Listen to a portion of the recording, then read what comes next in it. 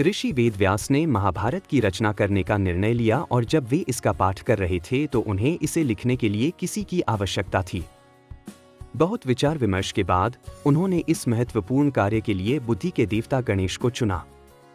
व्यास ने कहा, हे प्रभु, जैसे कि मैं महाकाव्य सुनाता हूँ, केवल आप ही उसे लिख सकते हैं। गणेश जी सहमत हो गए, लेकिन उन्होंने एक शर्त रखी। आपको बिना रुके महाकाव्य निर्देशित करना होगा। यदि आप रुकेंगे तो मैं चला जाऊंगा। वेद व्यास ने शर्त स्वीकार कर ली और कहा कि प्रभु, मैं जो भी बोलूं उसका अर्थ आपको समझ के लिखना होगा। भगवान गणेश सहमत हो गए और लंबा श्रुतलेख शुरू हुआ। यह अब तक दर्ज किया गया सबसे लंबा श्रुतलेख था, जिसमें व्यास द्वारा उच्चारित और गणेश द्वारा लिखे गए 10 लाख छंद शामिल थे। यही कारण है कि महाभारत में विराम दर्शाने वाले अल्प विराम नहीं है।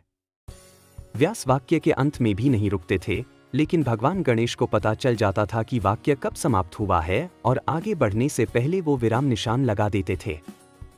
ऋषि वेदव्यास एक बूढ़े व्यक्ति होने के कारण निरंतर श्रुतलेख से थक जाते थे। कभी कभी उन्हें अवकाश की आवश्यकता होती थी। ऐसे समय में वह शब्दों की एक जटिल श्रृंखला का पाठ करते थे। अब जब गणेश जी जटिल शब्दों में उलझ जाते थे, उस वक्त वेदव्यास थोड़ी सांस ले लेते और पानी पी लेते थे, और जब तक गणेश जी समझे तब तक वह अगली पंक्ति के साथ तैयार रहते थे। यही कारण है कि महाभारत, जो आमतौर पर सीधा है, उसमें कभी कभी कठिन अंश पाए जाते हैं, जिन्हें व्यास के विराम के रूप में जाना जाता है।